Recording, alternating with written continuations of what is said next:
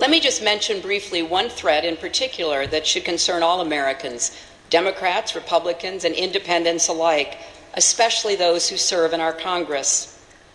The epidemic of malicious fake news and false propaganda that flooded social media over the past year.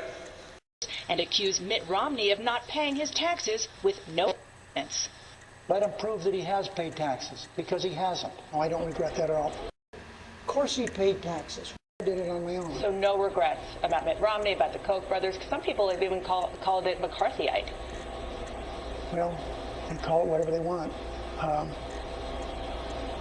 Romney didn't win, did he? Harry Reid and Vice President Biden may be stepping back from the daily scrum of politics and governing, but I know I speak for them as well as tens of millions of Americans when I say that we are all counting on those of you who remain, counting on you to defend this institution that all three of us love so much and the democratic values it embodies, counting on you to carry forward Harry Reid's legacy, to stand with working families and fight the good fight for a better, stronger, fairer America. And you challenge their Americanism, and it's the lowest thing that I've ever seen in my 32 years in Congress. Let him prove that he has paid taxes, because he hasn't. Of course he paid taxes. That was the guy that was with Michael Brown, Sheriff, when he robbed and intimidated the clerk before they were confronted by the police officer. Isn't that true? And then the media took that lie and they ran with it without any fact checking. There were a number of people in the trial that ended up, or when they had the grand jury, that ended up saying it didn't happen that way. They said he charged the officer, he engaged the officer, tried to take the officer's gun. And that's why Darren Wilson was never indicted, right?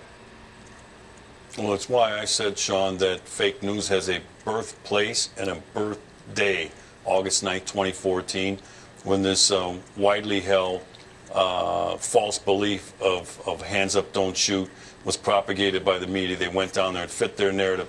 Think about what happened off that fake news, Sean. It changed America. This anti-police sentiment rose out of this. This, what I call the bastard child of hands up, don't shoot, Black Lives Matter, grew out of this thing. It swept the country. There are people to this day, Sean, who believe that Mike Brown had his hands up and was walking away with his back turned to Darren Wilson when Darren Wilson shot and killed him. In fact, we all know that's a lie. And only one Washington Post writer had the character, had the integrity to admit that it was a lie. I think it was Jonathan Capehart is his name, who wrote an op-ed and said, yeah, we got hoodwinked on that thing. It was embarrassing for this industry, and he had the courage to do it. But to this day, no other media outlet has done it. So, Mika, what do you think about Hillary Clinton coming out and talking about fake news? I'm not sure. I'm really sad about how things have happened. Honestly, that's what I think of. I mean, the context, of course, is what happened up in I know Northwest. And apparently she did call this guy. And, you know, I don't think fake news contributed to her loss. I'm not saying that. That's what she suggested. I know, and I think that's wrong.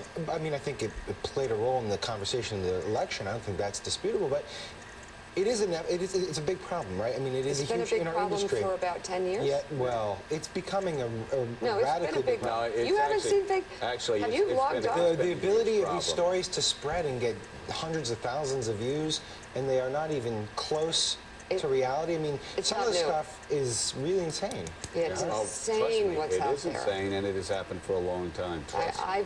It's happened for a long time. I don't trust you. You Can't...